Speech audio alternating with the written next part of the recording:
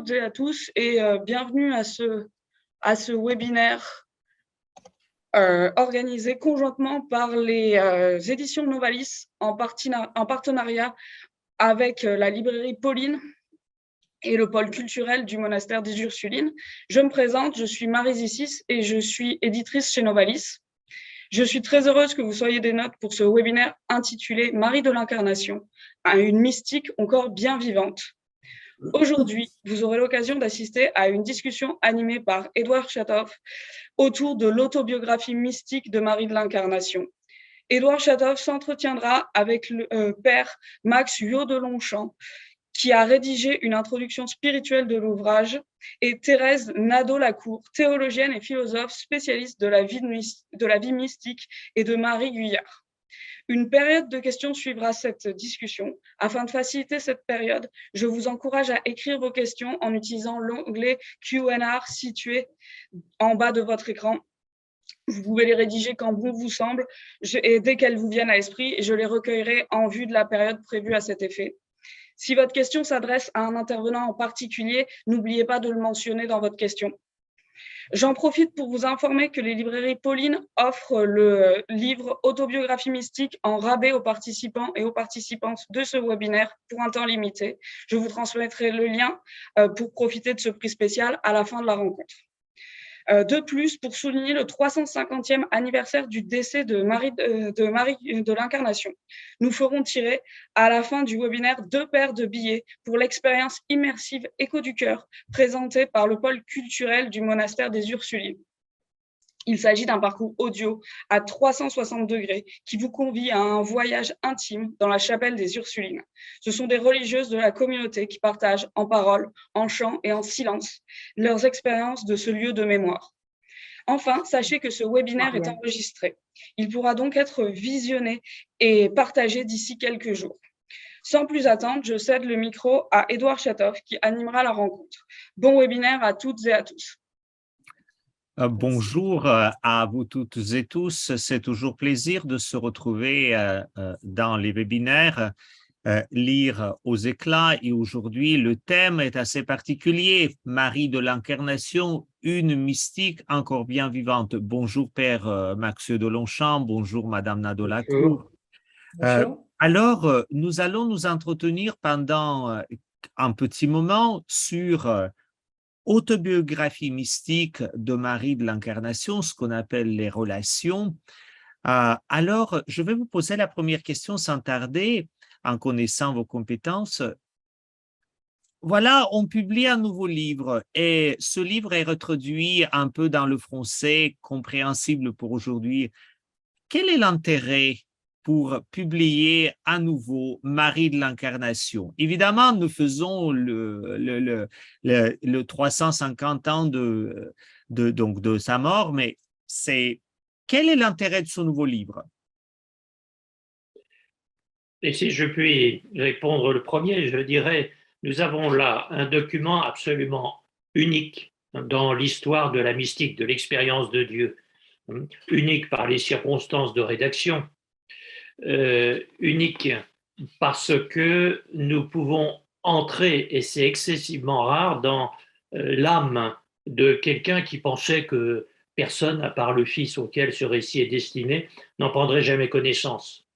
Et puis, il y a là à la fois une immense théologienne, il y a une représentante de la meilleure langue française du XVIIe siècle, il y a là une aventure humaine unique peut-être dans l'histoire de la sainteté. Bon, tout ça fait que Marie de l'Incarnation, je dirais, si je puis me permettre, écrase la concurrence. Là, on est devant un chef-d'œuvre absolu de la littérature mystique occidentale. Madame Nadeau-Lacour. Bien sûr, j'accepte tout ce que vient de dire le père Huot de Longchamp. Simplement, je crois qu'il est intéressant de rappeler que malgré l'immense œuvre et vie de Marie de l'Incarnation, elle n'a été béatifiée et canonisée que relativement récemment, puisque c'est Jean-Paul II qui l'a béatifiée et le pape François qui a voulu la canoniser, sans miracle évident. Cela signifie quand même qu'elle a une place, elle occupe une place aujourd'hui, au début du 3e millénaire, elle occupe une place de choix pour l'Église puisqu'il nous la donne comme modèle de vie chrétienne et modèle de sainteté. Je crois que ce point-là montre en lui-même la nécessité de la rencontrer, parce qu'ouvrir une œuvre de Marie de l'Incarnation, ce n'est pas un travail d'abord intellectuel, même s'il peut le devenir, c'est vraiment rencontrer quelqu'un qui vient vous interpeller, qui vient vous dire « Et toi, où en es-tu de ta vie ? Es-tu heureux ? Es-tu heureuse ?» Parce qu'il s'agit aussi de bonheur. Vous serez heureux en cette vie, dit-elle à son fils, si, etc. Comme nous serions heureux si nous avions un jour correspondu, etc. Donc, il y est aussi question de bonheur. Je ne pense pas que ce soit une question qui soit inutile aujourd'hui, sur laquelle s'interroger. Et il est question d'identité, de notre identité, de l'identité fondamentale de tout être humain, et plus spécifiquement, bien entendu, de l'identité des enfants de Dieu. Alors, on a là toutes les raisons pour replonger dans ce qu'elle a écrit, et comme le disait le père de Longchamp, elle l'a écrit dans l'intimité, pour son fils. Elle dit même à son fils, si vous craignez d'être malade, etc., détruisez. Alors, je crois que là, quand on rentre dans l'œuvre de Marie de l'Incarnation, et spécifiquement dans sa deuxième autobiographie, qu'on appelle La Relation de 1654, lorsqu'on pénètre dans cette œuvre-là, on foule une terre sacrée. C'est une histoire sainte, et on devrait se déchausser, je dirais, mentalement au moins. On devrait, comme Moïse devant le buisson ardent, on vient rencontrer quelqu'un, mais rencontrer quelqu'un qui a rencontré Dieu. Et voilà. Vous savez, pour les lecteurs avisés, peut-être ce que vous dites, c'est facile. Pour les lecteurs non avisés, j'aimerais bien aussi de poser quelques questions simples, à savoir Marie de l'Incarnation, une femme qui est née en 1599, qui est décédée en 1672, et donc l'autobiographie mystique, quand le lecteur il va ouvrir le livre, il va lire les relations. Alors, Thérèse Nadeau-Lacour, Père de Longchamp, pourquoi les relations? Comment vous expliquerez cela? Qu'est-ce que vous vient à l'idée pour nous aider à comprendre et faire sens de ce terme? C'est-à-dire, enfin, pardon, Père Elhott, je Allez-y, pense. Madame Nadeau-Lacour. Allez-y. Je ne parlerai pas des relations. Là, il s'agit de la relation de 1654. Elle en avait déjà écrit une en 1633, toujours à la demande. Ce n'est pas une initiative personnelle, c'est toujours pour répondre à une demande de père jésuite en 1633, d'un directeur spirituel. En 1654, ça y est, elle est au Québec depuis déjà 15 ans. C'est une femme dans sa pleine maturité de femme aussi, de fondatrice, etc., de vie mystique. Alors, quand on rentre dans cette autobiographie, effectivement, on est saisi par un concept qui est le concept d'état d'oraison, parce qu'en fait, elle divise, elle-même dit qu'elle a été inspirée au moment de enfin se mettre à l'écriture, qu'elle a été inspirée à présenter sa vie sous la forme d'état d'oraison. Et à 55 ans, elle va mettre 13 états d'oraison, mais c'est un mot, c'est une expression qui effectivement est très importante. Donc, la relation, Marie de l'Incarnation, entre en relation avec Dieu, avec elle-même et avec nous, et elle va procéder par les étapes, ce qu'elle appelle les états d'oraison dans le livre.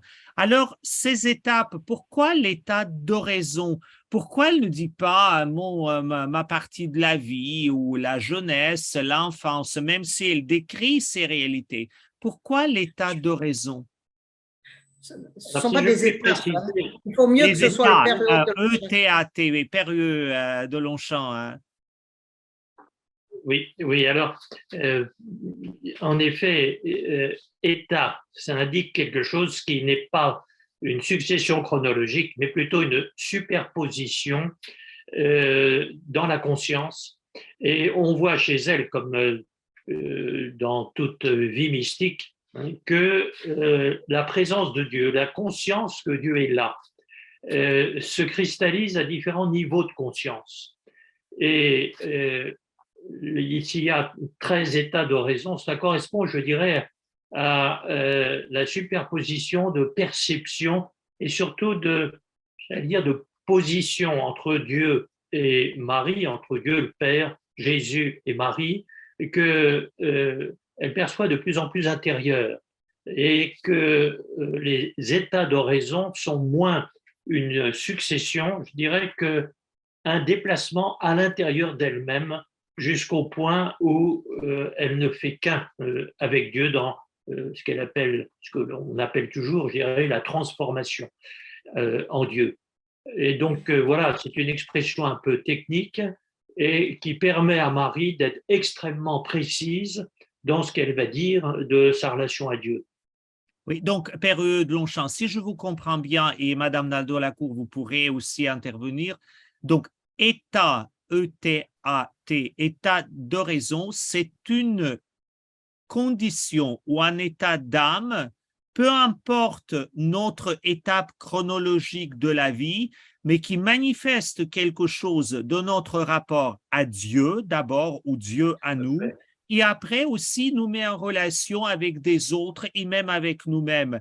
Ce que veut bien dire, ces différentes étapes qui sont écrites d'une manière un peu chronologique dans le livre parce qu'on lit un état après l'autre, ce n'est pas ce qui se déploie dans la chronologie d'une manière successive, ça peut se déployer un peu différemment.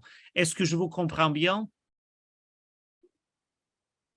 Oui, tout à fait. Et c'est vrai chez Marie, mais pas seulement chez Marie. Vous trouveriez la même chose chez Thérèse d'Avila ou Jean de la Croix. Les états et les étapes se recouvrent quelque peu, mais ils nous mettent tous en garde parce que Dieu a des habitudes, mais Dieu n'a pas d'obligation. Et ils insistent tous, je dirais, pour nous inviter à percevoir notre situation par rapport à Dieu pour elle-même, indépendamment de savoir si c'est avant, après, d'autant que dans le cas de Marie de l'Incarnation, son itinéraire, sa chronologie spirituelle n'est pas très classique.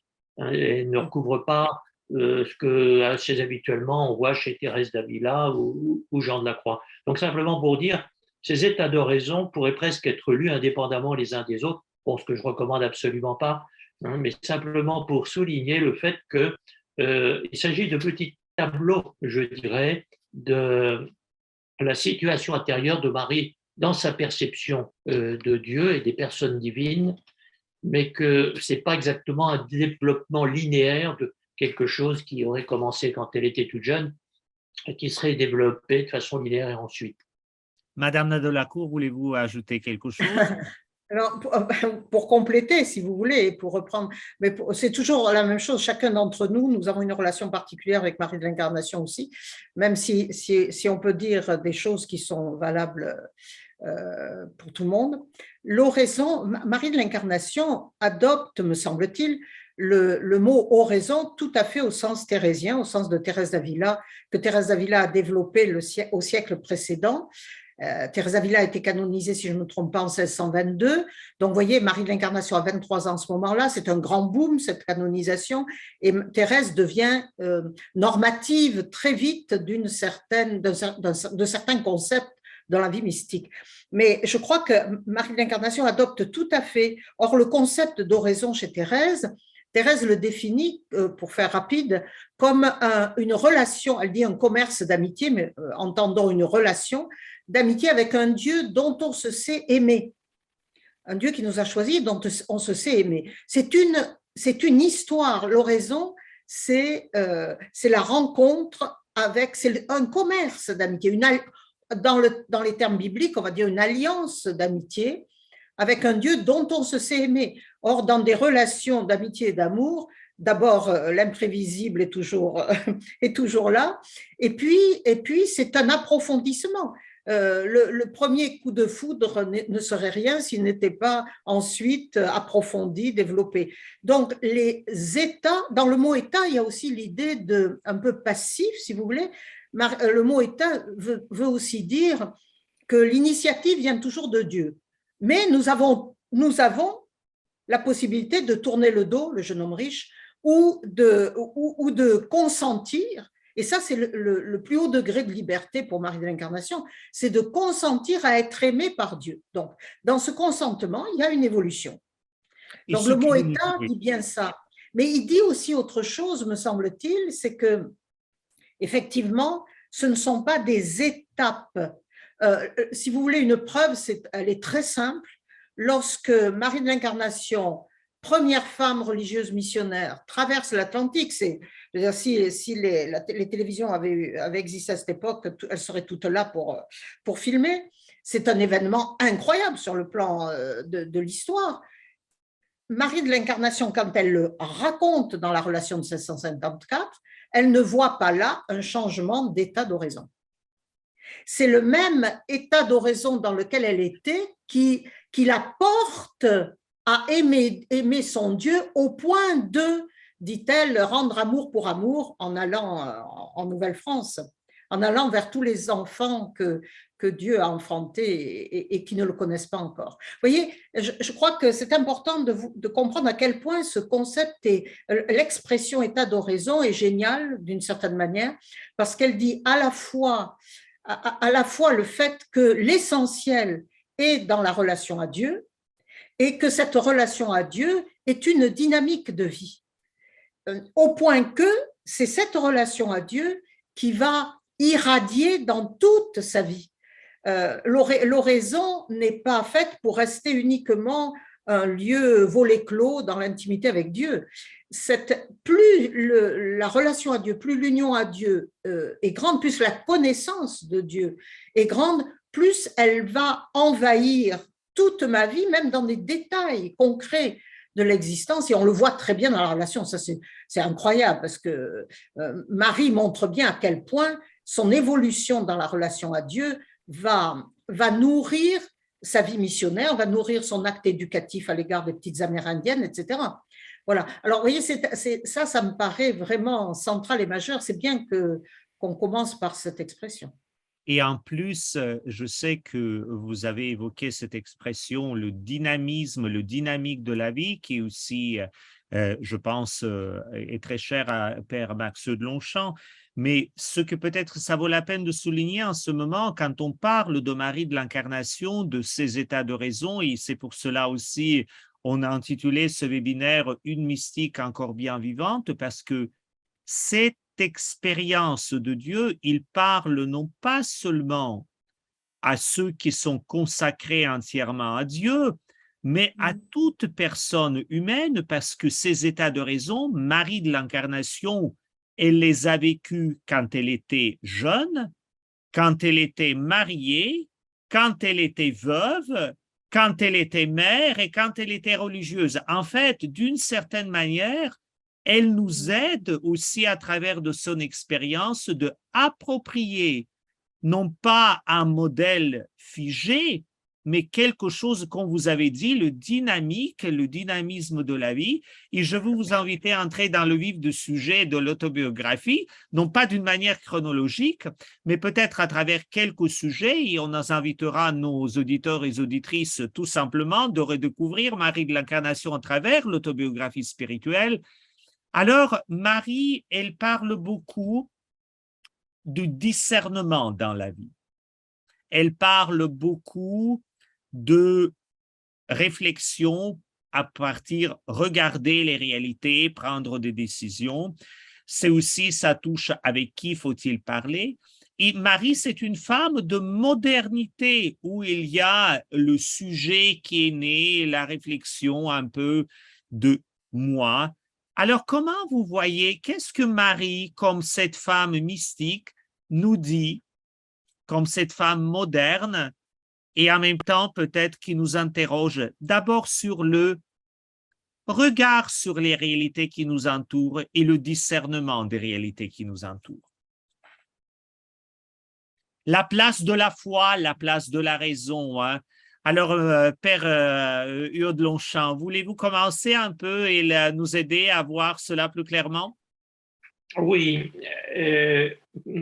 un lecteur non averti qui ouvre Marie de l'Incarnation se trouve devant quelqu'un qui avance pas à pas, qui veut comprendre, qui est incroyablement raisonnable. Alors ça, c'est le XVIIe siècle français, c'est Descartes, son voisin et son contemporain, ils sont tous les deux tourangeaux, mais il y a une volonté de comprendre ce qui se passe qui est absolument frappante chez Marie. Non pas qu'elle ait peur, Marie n'a pas peur de se tromper, mais elle avance vraiment en tenant la main du Seigneur, du Logos, hein, qui fait que ce qu'elle vit est intelligent.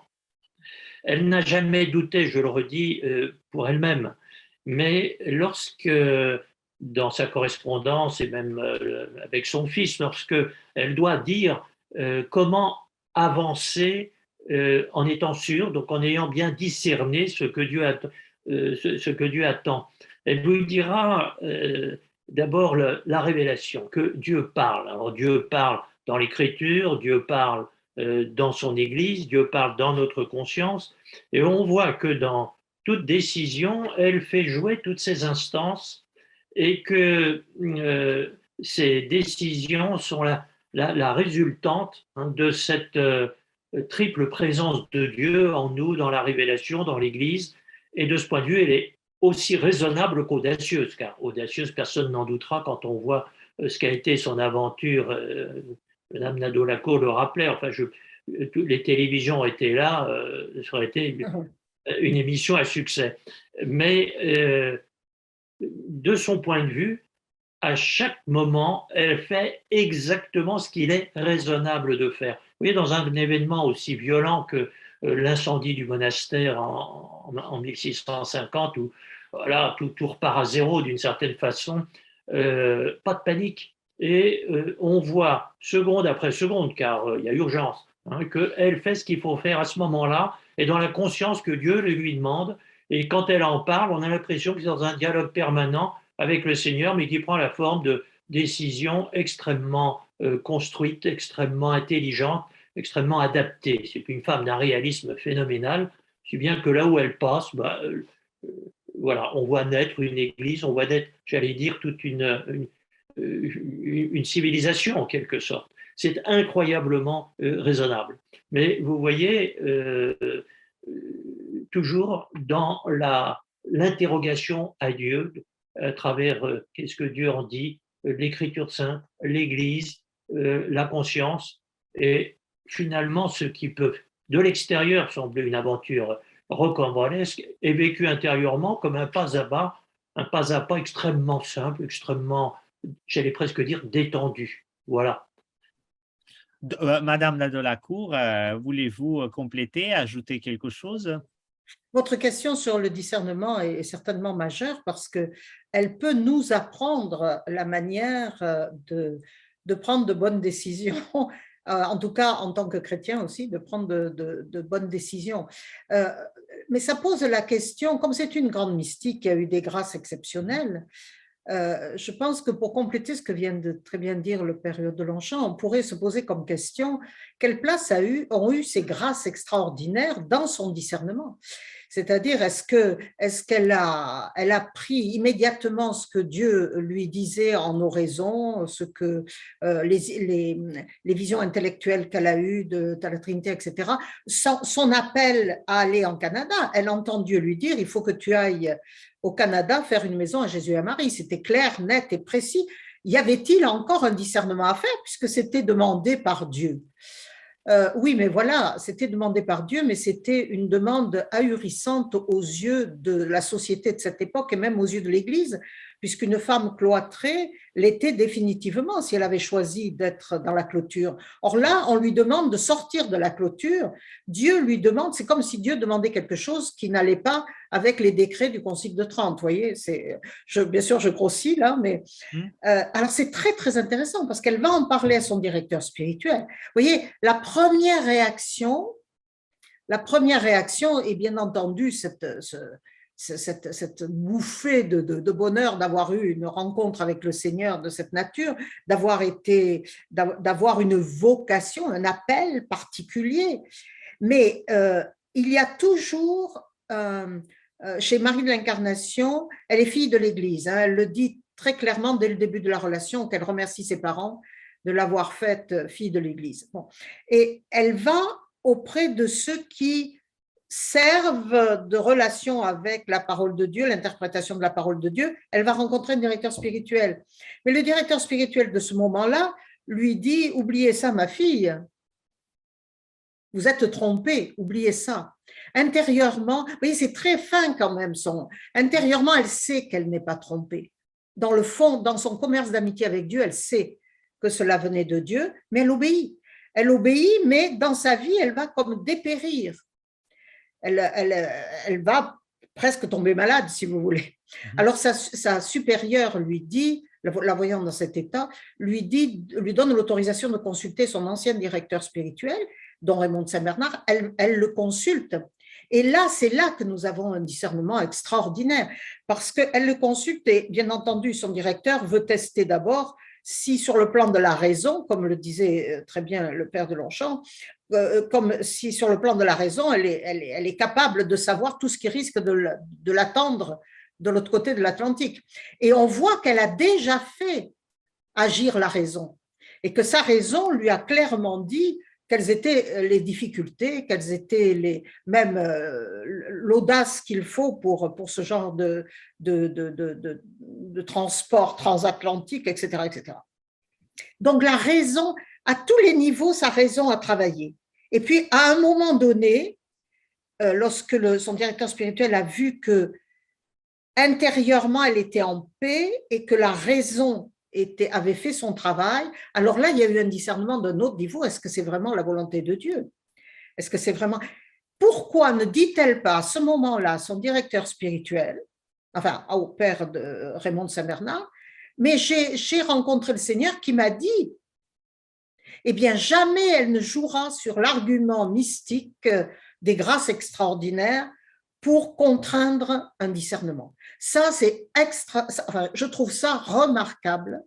Et elle ne dira à Don Raymond ce qu'elle a vécu avec le Seigneur, c'est-à-dire la demande du Seigneur, qu'une fois que Don Raymond aura authentifié sa mission en Nouvelle-France. Et c'est quelque chose de très important. Elle ne fait pas passer les grâces extraordinaires comme des arguments directs dans un discernement, parce que c'est la mission de l'Église qui est en jeu là.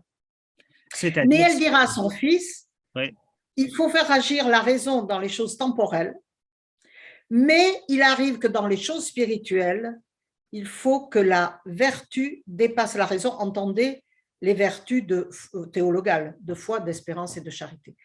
Foi, espérance et charité dépassent la raison. Là aussi, elle dit raisonnablement que les vertus dépassent la raison. Voilà, c'est ça. Ce que vous nous dites, en fait, Thérèse Nadeau-Lacour, mais ce qui était se dit par Père Hugues de Longchamp, c'est que la raison est extrêmement importante. Il ne faut pas nous enfermer dans la raison. En même temps, les vertus théologales sont extrêmement importantes, mais il ne faut jamais jouer cela comme l'argument qui va faire supprimer aussi la raison. Les deux ont leur place et il faut les respecter mutuellement. Et c'est là que je vais vous poser une question. Bon, on se connaît un petit peu, donc ce que vous nous dites que Marie de l'Incarnation, elle parlait avec les autres, elle réfléchissait, elle utilisait, et donc elle vivait aussi à l'époque de Descartes, ce que nous rappelait le père de Longchamp. Alors, le moi, le sujet fait son apparition, la subjectivité, et vous, Thérèse Nadeau-Lacour, et après je demanderai la réflexion de père de Longchamp, vous dites… Marie de l'Incarnation nous interroge vis-à-vis de cette subjectivité qui est maintenant presque absolutisée, absolutisante, et il nous rappelle que la subjectivité n'a pas une fin en soi. Ce qu'elle nous dit, ce qui est beaucoup plus important, c'est intersubjectivité. Parlez-nous un peu de ça, Thérèse Nadeau-Lacour. Oh, ça demanderait beaucoup de développement, mais simplement pour faire simple, nous savons bien que nous sommes les héritiers. Notre culture actuelle est héritière du cartésianisme qui mettait l'être humain au centre.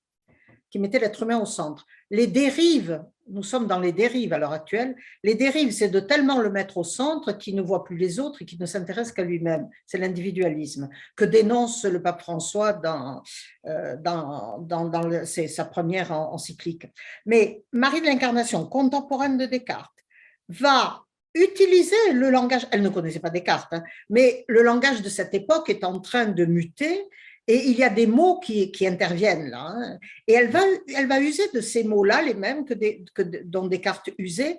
Et elle va dire, alors, bien sûr, elle ne le dit pas de cette manière-là, mais on peut très bien voir cela dans son œuvre. Oui, l'être humain est au centre. Il n'y a pas de problème de dire que l'être humain est au centre. D'ailleurs, l'incarnation du Fils de Dieu montre bien l'importance que Dieu donne à l'être humain. L'être humain est au centre, mais c'est un être en relation. Et si on oublie que l'être humain est fondamentalement un être en relation, alors effectivement, on rentre dans des dérives, on oublie les autres, on ne pense qu'à soi-même. C'est un être en relation, mais pourquoi? Il y a une raison théologique fondamentale, c'est que si on est à l'image de Dieu et que le Dieu est Trinité, effectivement, nous sommes un être en relation parce qu'on est à l'image de Dieu. Mais on est un être en relation. La raison nous dit que nous sommes un être en relation. Nous ne sommes pas responsables de notre naissance. Nous sommes bien un être en relation biologiquement.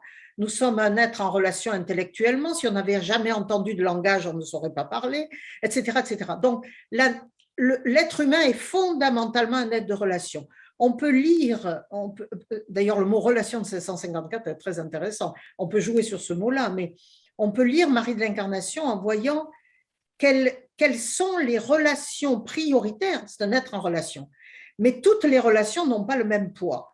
Il y a des relations qui vont être à ce point importantes qu'elles vont irradier toute une vie. Et bien entendu, pour Marie de l'Incarnation, c'est la relation à Dieu, mais la relation à Dieu ne sera jamais séparée de la relation aux autres, parce que plus on est uni à Dieu, plus il nous envoie en tablier de service vers les autres. Voilà ce que vit, si vous voulez, intérieurement Marie de l'Incarnation. Je pense que c'est très intéressant pour la société d'aujourd'hui. Il y a beaucoup de solitude et d'isolement. Père Hugues de Longchamp, voulez-vous compléter et ajouter quelque chose? Je dirais que je suis toujours très frappé du parallélisme de l'existence de Descartes et de Marie de l'Incarnation. Vous apercevez que même le contexte immédiat du songe de Descartes, point de départ de la pensée moderne à bien des raisons, et puis la vision de 1621 de Marie de l'Incarnation, c'est en contexte religieux pour les deux, une conscience aiguë d'avoir provoqué, on va dire, la mort du Fils de Dieu pour les deux, résolution, y compris en recevant le sacrement de pénitence, immédiatement après, je dirais, de mener une nouvelle vie, etc. Et là, on est vraiment au point où deux directions de la pensée moderne sont en train de naître et peut-être de se séparer. Un certain réalisme, justement, que nous sommes en relation, le monde de la foi, où la personne l'emporte sur l'individu, et ça, c'est l'itinéraire de Marie. Et puis de l'autre côté, plus chez les disciples que chez Descartes lui-même, qui n'était pas du tout, je pense, qui restait tout à fait dans une intention quand même de religion. Et on voit là une sorte de renfermement de la raison sur elle-même qui va donner le rationalisme. Et là, vraiment, nous sommes à un moment essentiel de la pensée moderne. Et je pense aussi que lire Marie, c'est voir qu'il y a une autre solution, que l'hyper-intellectualisme et idéalisme qui finit de nous isoler, je dirais, dans une pensée qui est devenue un peu folle dans bien des domaines. Donc, oui, Marie et Descartes, je dirais, les mettre en dialogue, c'est comprendre, je pense aussi, pour nous chrétiens, ce que la pensée chrétienne a à dire à notre époque. Et le temps passe extrêmement vite. On va un peu clôturer notre conversation à trois et je vais vous poser deux questions à la fois qui étaient un peu prévues comme deux questions séparées, mais on va les un peu formuler. Alors, cette relation donc va pousser Marie à aller vers les autres et donc ce qu'elle appelle l'esprit apostolique.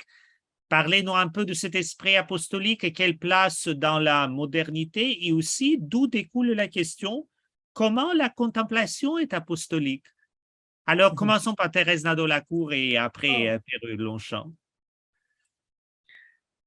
Oui, je crois on est très intéressé, les spécialistes de la vie mystique semblent avoir été intéressés par la manière dont Marie de l'Incarnation aborde la relation contemplation et action. Et on a cherché, il y a eu beaucoup de contorsions pour essayer de voir comment on peut associer les deux. Chez Marie de l'Incarnation, les choses sont beaucoup plus simples parce qu'elle les vit. Ce n'est pas intellectualisé, même s'il y a des passages de grande réflexion théologique chez Marie, mais elle les vit. Que vit-elle? Elle vit le fait que plus elle est unie à Dieu, et plus elle est envoyée vers les autres. Ça, elle le vit, mais elle le vit dès son enfance, hein, dès son songe de 7 ans où elle voit le plus beau des enfants des hommes, Jésus, venir vers elle et lui demander « Voulez-vous être à moi ?» Que fait-elle au réveil? Elle va le raconter. Quand elle est encore toute jeune, elle assiste à la messe, elle écoute l'homélie, elle est très attentive aux commentaires de la parole de Dieu, comme le soulignait le père de Longchamp. Elle rentre à la maison et elle raconte. C'est-à-dire qu'elle ne peut pas garder, elle découvre qu'elle ne peut pas garder pour elle ce que le Seigneur lui donne dans l'intimité. Il ne s'agit pas d'impudeur, bien sûr, mais il s'agit de si Dieu est amour, sa rencontre nous comble de cet amour, mais c'est un amour qui ne peut pas, sinon il ne serait pas un amour authentique, qui ne peut pas être dans l'exclusivité de l'intimité. C'est un amour qui pousse à aimer les autres. Si vous voulez, le double commandement de l'amour, c'est comme le recto verso d'une même feuille. Quand vous découpez un côté, vous découpez l'autre. On est dans la même réalité. L'amour des autres et l'amour de Dieu vont devenir une même réalité. Et elle le dit, je ne suis jamais autant unie à Dieu que lorsque je vais au parloir répondre à la demande d'un Amérindien. Voilà. Alors, je crois que là, elle apporte quelque chose d'absolument atypique dans la problématique de la contemplation et de l'action, ou plutôt, elle donne la substance de tous les débats autour de cela. Cette substance, c'est que contemplation et action sont deux modalités d'une relation avec un Dieu d'amour, en fait. Hervé de Longchamp. Oui, je ferai même un pas de plus, parce que ce n'est pas contemplation le matin, action l'après-midi, apostolat l'après-midi. Dans sa prière apostolique, par exemple, la seule prière, je dirais qu'elle récitait un peu rituellement tous les soirs, le ressort de son apostolat, je dirais, c'est la jalousie pour son bien-aimé. Et elle dit à Dieu le Père, voulez-vous souffrir que les Amérindiens ne connaissent pas Jésus alors qu'ils ont été créés pour lui. Et on voit que ce n'est pas une application de la contemplation, l'action, mais c'est tout simplement la contemplation qui continue. Comment supporter que mon bien-aimé, Jésus, ne soit pas aimé. C'est bien qu'elle n'a jamais choisi entre les deux. Et là, il serait intéressant de montrer qu'il y a aussi une vocation d'Ursuline, parce que dans la famille Ursuline, elle n'est pas isolée là-dessus. On a aussi d'autres exemples, même s'ils sont peut-être moins percutants. Mais je pense ici à Rusbrook l'Admirable, quelques siècles avant, je pense ici à Thérèse d'Avila elle-même. Cette contemplation, pourquoi bien, à la fin du Château de l'Âme, Thérèse dit obras, des œuvres, non pas pour appliquer, non pas pour faire de la propagande, mais parce qu'il y a une sorte d'évidence que l'amour se répand, ou sinon il n'est pas amour. Merci beaucoup à vous deux pour cette conversation. Très certainement très partielle parce qu'on ne peut pas dire en 35 minutes et faire le tour de monuments d'une personne extrêmement riche comme Marie de l'Incarnation. En tout cas, pour le moment, merci beaucoup et on va passer aux questions s'il y en a des auditeurs et auditrices. Pour cela, vous êtes invités à utiliser les sections QR, non, Q et A et le chat. S'il y a des questions, Marie Zizis va reprendre un peu et nous faire porte-parole. S'il n'y en a pas, je poserai une question. J'ai toujours une question dans le chapeau pour la faire sortir. Marie, y a-t-il des questions ou, pour l'instant, il n'y a pas de questions. Donc, Édouard, si vous avez ouais, des on va questions. inviter les auditeurs et les auditrices à écrire leurs questions si vous voulez poser la question à Père Longchamp ou Madame Nadeau-Lacour. Alors, je vais un peu continuer dans ce cas pour donner le temps à nos auditeurs et auditrices. Voilà, Marie de l'Incarnation, vous avez terminé en parlant de mystique qui est toujours agissante ou l'action qui s'enracine dans la mystique. Je dirais oui, on se fait l'idée que pour les personnes consacrées religieusement, au point, ça doit marcher. Mais moi, je vais vous lancer sur la piste un peu dangereuse pour notre monde. Oui, ça marche pour les personnes consacrées religieusement, mais comment ça marche pour la mère de famille? Marie de l'Incarnation était la mère de famille, en plus elle était veuve. Comment ça marche pour un jeune? Parce qu'elle a vécu aussi cela.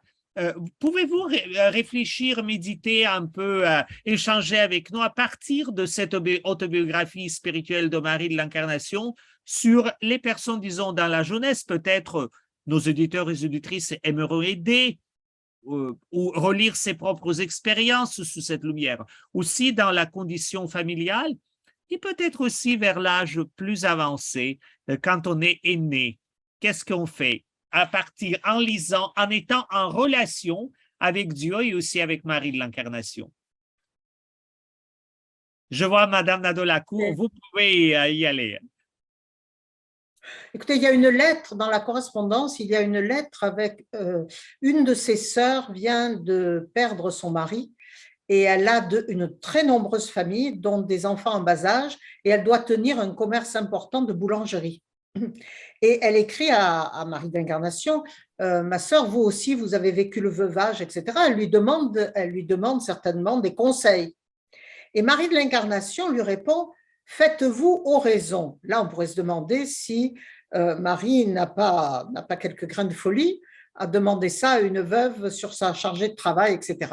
Mais elle précise, et c'est toujours le mot oraison dans le sens de commerce d'amitié avec un Dieu dont on sait aimer. Elle dit, mais je ne parle pas de longues oraisons, mais d'oraisons très courtes ou simplement une pensée vers le Seigneur. Et là, elle va lui donner comme exemple, vous souvenez-vous de notre mère, de notre maman, hein? De temps en temps, on la surprenait à parler dans la cuisine à haute voix. En fait, elle s'adressait à Dieu, leur mère.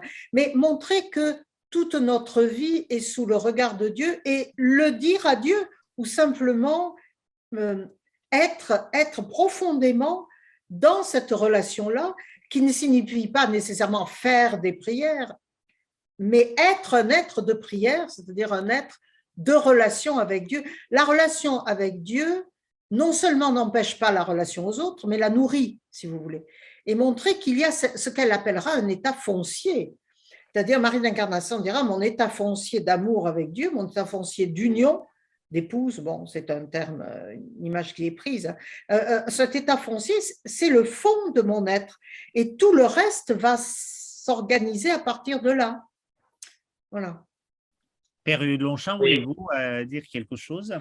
En écoutant Madame Nadeau-Lacour, je pensais à la phrase qu'on a dit à propos de Thérèse de l'Enfant Jésus. La part de l'homme dans l'action, c'est la contemplation. Puisque, en réalité, toute réalité, c'est Dieu qui la donne. Et si nous nous branchons sur Dieu, pour reprendre l'expression, si nous sur Dieu, nous sommes agis par Dieu. Alors évidemment, c'est un peu curieux de cette expression agis par Dieu, mais c'est ce qui fait qu'il n'y a plus aucune opposition entre union à Dieu et union à ceux que Dieu aime, c'est-à-dire à tous nos frères. J'allais dire, ça se fait tout seul. Du moins, Dieu le fait en nous. Et très concrètement, l'exemple donné par Mme Nadeau-Lacour est parfait. Je dirais à ceux qui nous écoutent, si vous pensez qu'il n'y a pas la place et pour la prière et pour l'action dans votre vie, parce que vous avez trop de choses à faire, etc., commencez par la prière, vous ne serez pas déçus. Et à ce moment-là, vous verrez que la véritable efficacité, c'est Dieu, parce qu'il a créé le ciel, la terre, le visible, l'invisible, comme on dit dans le credo. Et pour nous, le seul effort, si c'en est un, c'est de nous brancher sur cette source agissante et non pas de faire de la concurrence à Dieu. Vous voyez, Marie ne faisait pas les choses pour Dieu, elle faisait les choses en Dieu et Dieu en elle. Merci beaucoup. Et Marie-Isis, maintenant, il y a des questions que je vois apparaître. Alors, je vous laisse les poser à Madame Nadeau-Lacour et Père Maxeux Longchamp. Merci. La première question nous vient de Madame Roy qui demande comment se manifeste Marie dans votre vie. Bon, je réponds très rapidement. Marie, je la sens présente comme, je dirais, Saint-Jean de la Croix, Rusbrook et beaucoup d'amis. Alors, d'une présence là aussi qui n'est pas psychologique, mais qui est spirituelle, de l'ordre de l'évidence, exactement comme tant de chers défunts de ma famille et tout ça. Mais je dirais que dans mon ministère, qui est d'éducation spirituelle au sein de Saint-Jean de la Croix, pour moi, elle est la référence absolue de tous les autres. Alors évidemment, quand on dit ça à propos de Rusbrook, à propos de Thérèse d'Avila, ça peut paraître un peu un choix. Non, véritablement, pour moi, elle est centrale dans la connaissance et dans l'enseignement que m'est demandé de donner de la mystique occidentale, ça certainement. Madame Nadeau-Lacour, sans doute, a une autre expérience, mais… On a chacun des expériences différentes. Hein. Alors, comment elle se manifeste dans ma vie? Je peux dire qu'elle est devenue d'abord très rapidement une compagne quand je suis arrivée en Nouvelle-France et que j'ai plongé dans l'œuvre de Marie de l'Incarnation. Tout d'un coup, j'avais vraiment l'impression que c'est à moi qu'elle parlait, elle venait chercher en moi quelquefois mes difficultés, mes peurs, etc. Et elle est devenue une compagne de route. Puis petit à petit, ça a pris beaucoup d'importance. J'ai trouvé qu'elle était très exigeante parce que lorsqu'on plonge dans son œuvre, effectivement, on ne peut pas ne pas être questionné sur ce que nous vivons. Et il y a une belle exigence, si vous voulez, de cette relation, de ce compagnonnage. Et je pourrais dire qu'elle m'a libérée de beaucoup de peur. Alors, c'est Dieu qui libère de la peur, bien sûr, hein, n'ayez pas peur. Bon, mais en voyant comment Marie a agi, comment elle a été agie par l'Esprit, c'est elle qui le dit quand même, l'Esprit Saint qui m'agissait, comment elle a été agie par l'amour de Dieu en elle, non seulement Marie de l'Incarnation m'a libérée, enfin m'a permis de me libérer de la peur, mais m'a donné le moyen de cette liberté.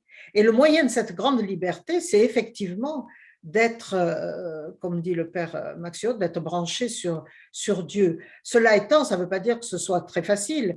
Marie de l'Incarnation ne donne pas, à travers ses états d'oraison, elle ne donne pas une feuille de route. Elle ne dit pas, il faut que vous passiez par tel état, puis tel état, puis tel état. Ce n'est pas du tout cela qu'elle fait, mais elle nous dit, ne lâchez jamais, elle le dit à son fils d'ailleurs, ne rompez jamais votre relation à Dieu parce que vous non seulement vous ne serez plus rien là, mais vous ne pourrez plus rien faire. C'est en lui, c'est avec lui et en lui que vous deviendrez ce que vous êtes, c'est-à-dire que vous avez à construire votre identité sous le regard du Seigneur qui a un dessein d'amour sur vous. Et ça vraiment, Marie de l'Incarnation m'a apporté cela. Alors intellectuellement, c'est sûr qu'en tant que professeur de théologie, elle m'apporte beaucoup parce qu'elle remet les choses à leur place. Elle apprend, elle essaie de m'apprendre l'humilité. Je ne dis pas que ce soit facile, mais elle essaie de nous apprendre l'humilité. Elle dit à son fils, et surtout demandez pour moi l'humilité, dit-elle à son fils, presque jusqu'à la fin. Et elle lui dit, c'est la vertu qui fait les saints. Voilà. Merci beaucoup pour cette réponse. La nouvelle question, une autre question qui nous vient cette fois-ci de Madame Marlot pour vous, Monsieur Père Yodelongchamp, et pour Thérèse Nadeau-Lacour, c'est quel était, selon vous, le lien entre le Dieu des Amérindiens, des Premières Nations, et le Dieu de Marie de l'Incarnation? Alors pour moi, la réponse sera rapide parce que là, je me dis, il est vraiment incompétent.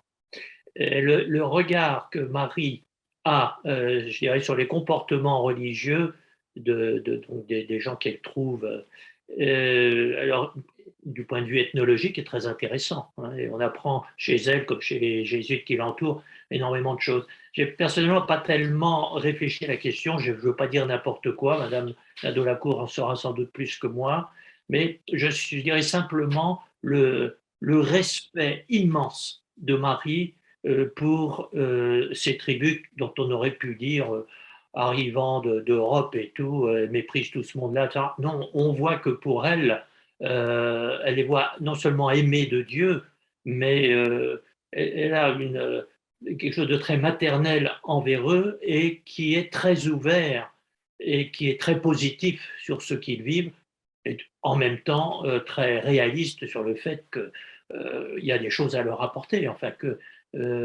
mais c'est pas un regard de domination, c'est pas un regard de supériorité, c'est un regard de service et je le redis, très maternel.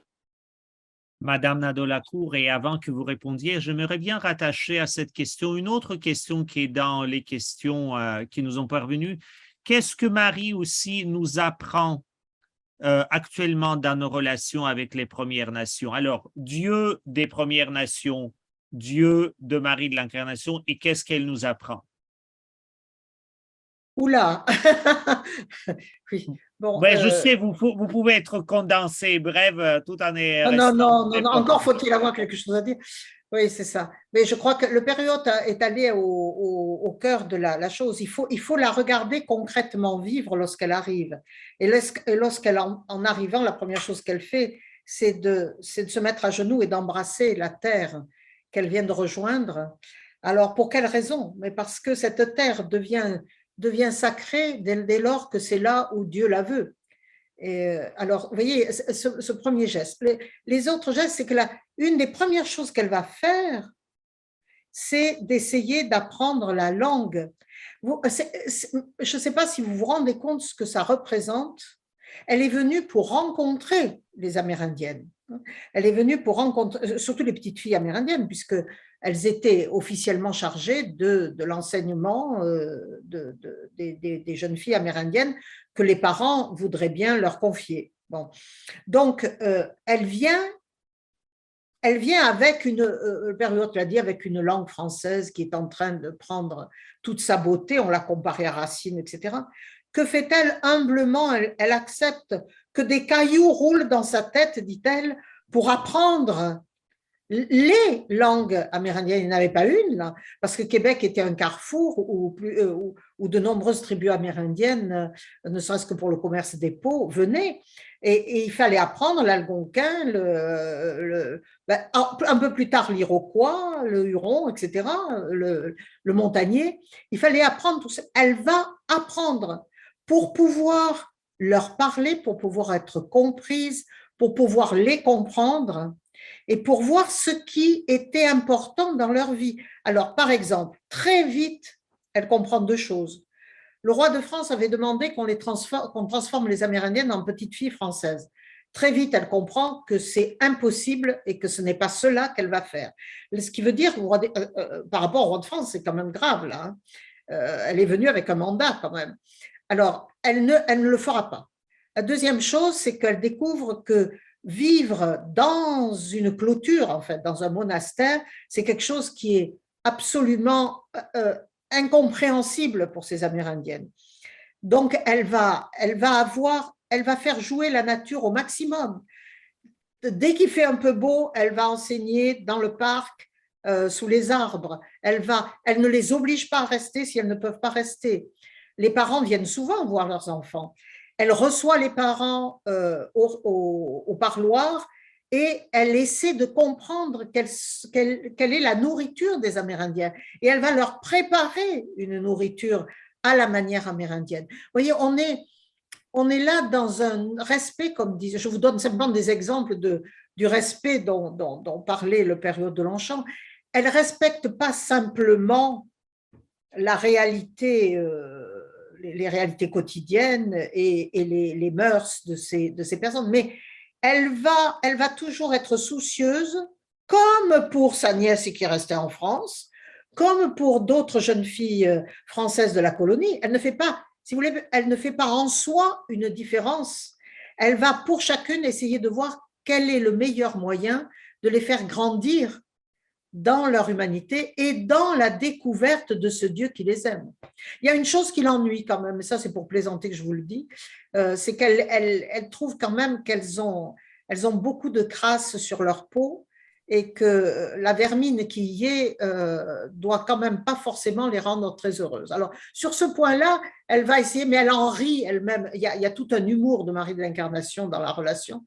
On voit bien qu'elle rit de certaines choses. Quand elle découvre une chaussure d'amérindienne dans la soupe, là, elle en rit. On n'est pas dans un rapport de force, si vous voulez, ou de supériorité, puisqu'elle sait très bien, Marie, que la seule supériorité est celle de l'amour de Dieu, et c'est cela qu'elle va manifester. En fait, elle leur fait connaître Dieu par la charité qu'elle montre à leur égard. Elle les appelle quand même les délices de mon cœur, c'est pas rien. Et vous savez que le jour de sa mort, puisqu'on fête le 350e, on lui demande qui souhaitez-vous, ma mère, autour de vous avant de mourir. Elle ne demande pas le gouverneur, elle ne demande pas ses sœurs qui sont en train de prier à la chapelle pour elle. Elle leur dit mes petites sauvagesses. Voilà. Merci beaucoup. Alors, je vais peut-être dire, et le temps coule, il nous reste à peu près 3 minutes et demie. Peut-être la question qu'on peut dire, c'est de Jean-Philippe Thibault.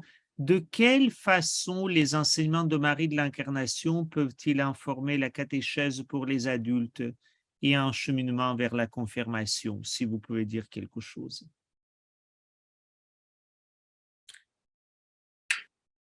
Moi, je renverrai les gens qui doivent recevoir la confirmation à la prière apostolique de Marie, celle qu'elle récitait tous les soirs, et où elle nommait notamment la nièce dont vient de parler Madame Nadeau-Lacour et son propre fils, et où on voit réunis justement dans une vie chrétienne équilibrée et adulte, un amour de Dieu qui devient débordant, qui ne cherche pas à se raconter, mais qui en même temps est d'une fécondité incroyable et qui fait qu'il y a une sorte d'évidence à aimer parce que la vie, c'est ça. Et là, Marie de l'Incarnation, je dirais, réunit dans son témoignage, mais j'aime pas ce mot parce qu'elle ne cherche pas à montrer les choses, hein, mais on voit en elle un débordement d'amour qui est, je dirais, l'effet propre du sacrement de confirmation.